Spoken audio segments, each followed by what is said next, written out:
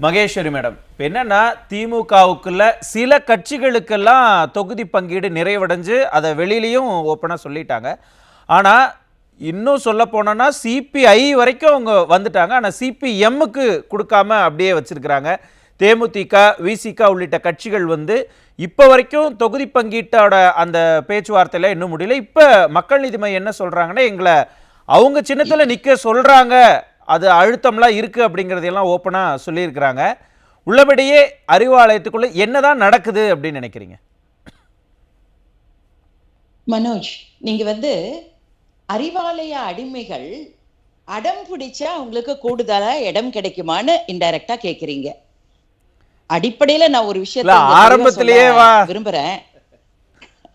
அதாவது இவங்க வந்து அடம் பிடிக்கிற அறிவாலய அடிமைகள் அல்ல, திமுகவுக்கு வடம் பிடிக்கிற அறிவாலய அடிமைகள். அது முதல்ல ஒரு சிறிய திருத்தம்.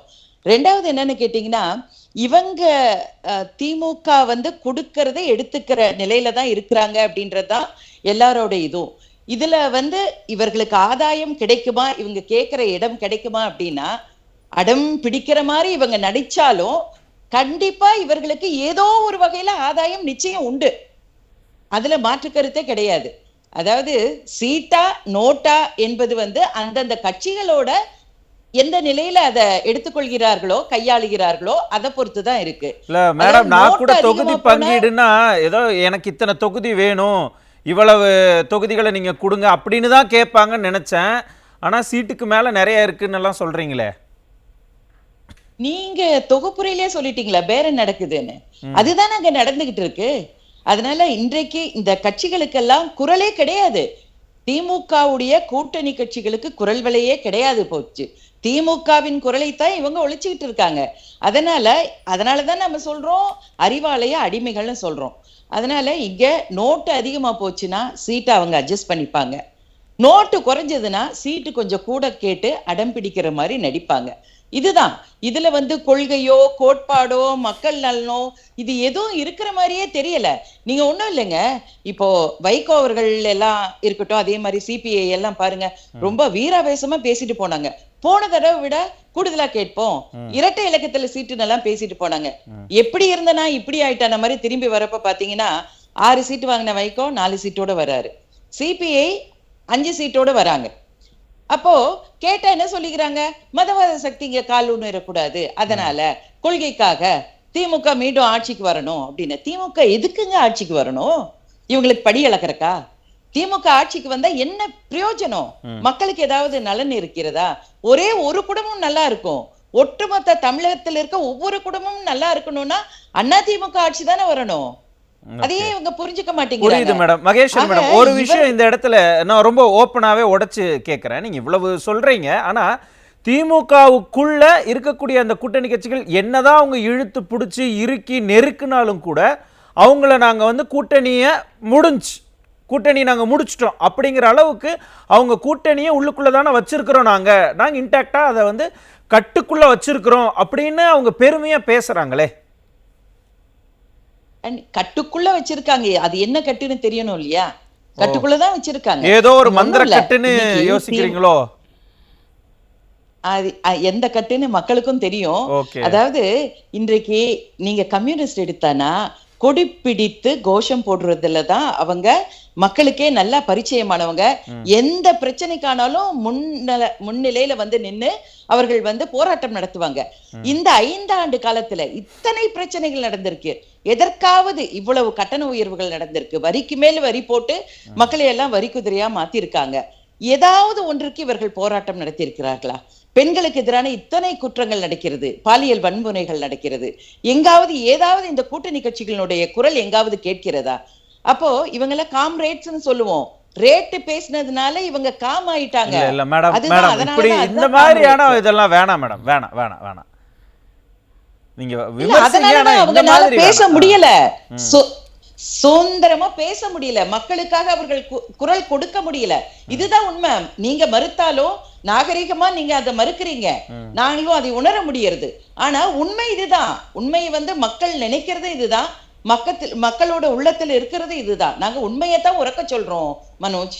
ஓகே. இப்ப என்னன்னா மேடம், இப்ப மக்கள் நீதி மையம் வந்து 6 சீட்டு வேணும் அப்படின்னு கேட்குறாங்க. ஆனால் திமுக வந்து 2 தான் கொடுப்போம்னு சொல்ற மாதிரி செய்திகள்லாம் வந்துகிட்டு இருக்கு.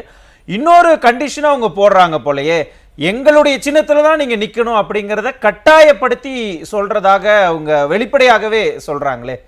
இது எதுக்காக இந்த மாதிரியான ஒரு விஷயம்? இது அவங்க ஸ்ட்ராட்டஜியா யூஸ் பண்றாங்களா? கண்டிப்பாங்க. அதாவது இப்போ வைகோ அவர்களே பாத்தீங்கன்னா ஒரே ஒரு சீட்ல தான் தன்னோட சின்னத்துல நிக்கிறதாகவும், மித்த 3 தொகுதிகள்ல வந்து திமுகவோட சின்னத்துல நிக்கிறதாகவும் தான் சொல்லப்படுது.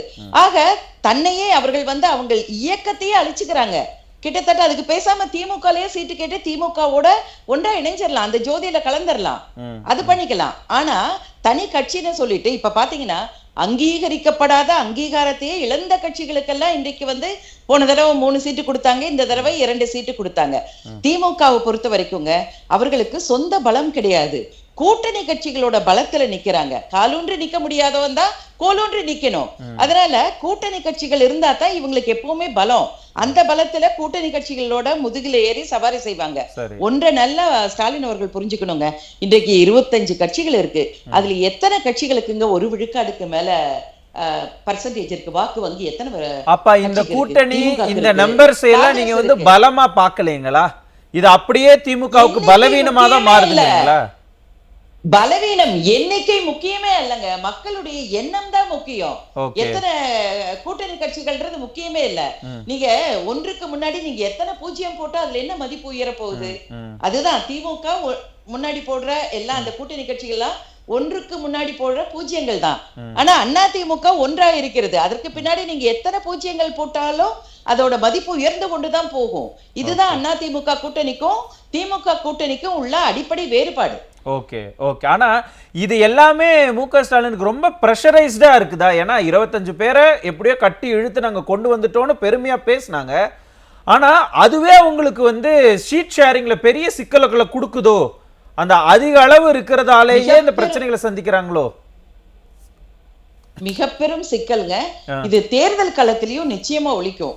ஏன்னா இன்னைக்கு வந்து தேமுதிகக்கு 7 சீட்டு 8 சீட்டு பிளஸ் ஒரு நாடாளுமன்ற இப்போ ராஜ்யசபா சீட்டு அப்படின்ற மாதிரி வர்றத கூடவே இவர்களோட 10 ஆண்டுகளுக்கு மேலாக டிராவல் பண்ணிட்டு இருக்க சிபிஐ சிபிஎம்கெல்லாம் வந்து இது ஒரு தன்மான பிரச்சனையா இருக்கு, ஒரு ஈகோ ப்ராப்ளமா இருக்கு. அதனாலதான் சிபிஎம் வந்து இன்றைக்கு ஏத்துக்க மாட்டேங்கிறாங்க.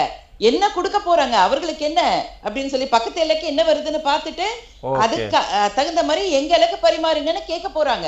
அதற்காக தான் வெயிட்டிங். ஓ, அதுதான் சிபிஐக்கு ஃபர்ஸ்ட் முடிச்சு விட்டாங்களா? 5 தொகுதி இந்தாங்க, நீங்க முதல்ல வெளியில ஓப்பனா சொல்லுங்க 5 தொகுதி அப்படின்னுட்டு அதை வச்சு சிபிஎம் வந்து நம்ம வழி கொண்டு வரலாம்னு யோசிக்கிறாங்கங்கறீங்க. எக்ஸாக்ட்லி புரியுது. நான் திரும்ப முயற்சிக்கிறாங்க, இதுல வெற்றி நிச்சயமா கிடைக்காது. புரியுது. நான் திரும்ப உங்ககிட்ட வரேன். சரி மேடம், தொடர்ந்து இதே மாதிரியே இன்னும் இவங்களுடைய திமுக கூட்டணி இழுபறியாவே இருந்துகிட்டு இருந்ததுன்னா இன்னொரு கிட்டத்தட்ட 10 நாட்கள் கூட முழுசாக இல்ல வேட்புமனு தாக்கல் தொடங்க இருக்கு. அதுக்குள்ள இதையெல்லாம் அவங்களால சரிப்படுத்திட முடியுமா திமுக கூட்டணினால? அதாவது வெளிப்பூச்சுக்கு சரிப்படுத்தியதாக அவர்கள் சொல்லலாம். ஆனா உள்ள பாத்தீங்கன்னா நிச்சயமா அது சரி ஆகாது. அந்த புகைச்சல் என்பது இருந்து கொண்டுதான் இருக்கும்.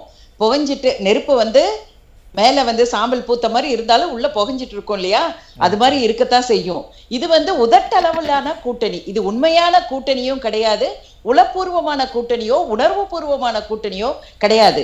ஒரு பயத்தால் பணத்தால் உருவாக்கப்பட்ட ஒரு கூட்டணி, அவ்வளவுதான். இன்னும் மு.க. ஸ்டாலின் அவர்கள் எத்தனை கட்சிகளை சேர்த்தாலும் சரி அதிமுகவிற்கு எதிராக அந்த கூட்டணி ஒரு பலமான கூட்டணியாக அவர்களால் அமைக்கவே முடியாது. ஏன்னா இன்னைக்கு வந்து மக்கள் ரொம்ப தெளிவா இருக்காங்க. இந்த ஆட்சி அகற்றப்பட வேண்டிய ஆட்சி அப்படின்றது ஒரு மக்கள் விரோத, மாணவர் விரோத, மகளிர் விரோத, விவசாயிகள் விரோத, தொழிலாளர்கள் விரோத அரசியல் மன்னிக்கவும், அதாவது அலுவலகர் நம்ம ஆளுங்கட்சி மட்டும் இல்ல அரசு ஊழியர்கள் விரோத ஒரு ஆட்சி என்பதுல மக்கள் தெளிவா இருக்காங்க. அதனால இந்த ஆட்சி அகற்றப்படணும்னு மக்கள் ரொம்ப ரொம்ப தெளிவா இருக்காங்க. திமுகவுக்கு ஓட்டு போடுறது என்பது தற்கொலைக்கு சமானம். கண்ணை திறந்து கொண்டு பாலும் கிணற்றில விழ மக்கள் தயாராக இல்லை. யாருமே வந்து தங்க தலையில மண்ணை போடுறதுக்கு தயாரா இல்லை. ஏன்னா இதுவரைக்கும் 10 ஆண்டுகள் நம்ம ஆட்சி செய்தோம். ஏதாவது ஒரு இடத்துல நம்ம வீட்டு வரியோ இல்ல குடிநீர் கட்டண வரியோ பாதாள சாக்கடை வரியோ இது போன்ற வரிகளை எல்லாம் உயர்த்தி இருக்கோமா? மின் கட்டணத்தை இவ்வளவு அபரிதமா உயர்த்தி இருக்கோமா? உயர்த்தவே இல்ல. ஆனா இன்றைக்கு இவர்கள் இவ்வளவு கடுமையாக கொடுமையாக உயர்த்திட்டு பழைய தூக்கி மத்திய பாஜக அரசு மீத போடுறாங்க. அவர்கள் சொன்னதால் பண்ணோன்னு. அப்ப பாஜக சொல்றதை நீங்க பண்றதுன்னா நீங்க எதுக்குங்க இங்க ஆட்சியில் இருக்கீங்க? அப்ப யார் அடிமை? நீங்க அடிமையா நாங்க அடிமையா?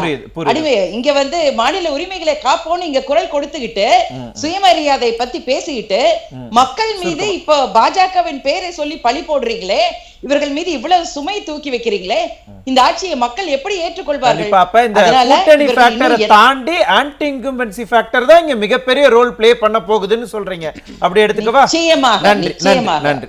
இனி எவ்வளவு பலமான கூட்டணி அமைச்சாலும் இவர்கள் வெற்றி பெறுவதற்கு வாய்ப்பே இல்லை.